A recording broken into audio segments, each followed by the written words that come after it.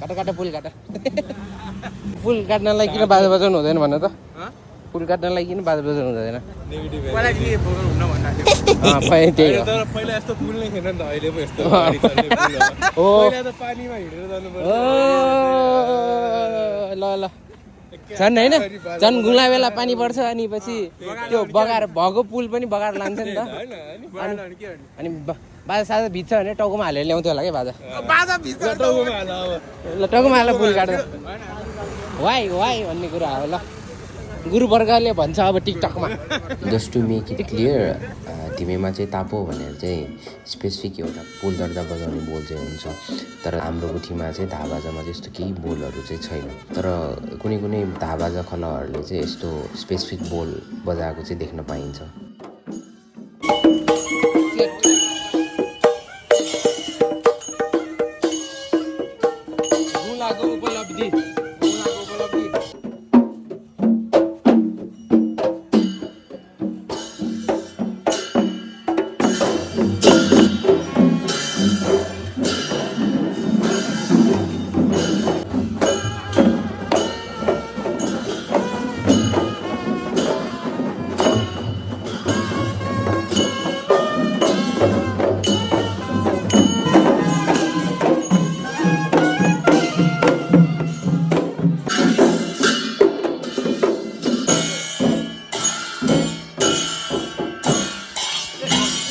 एक्लै खान लाग्यो त्यहाँ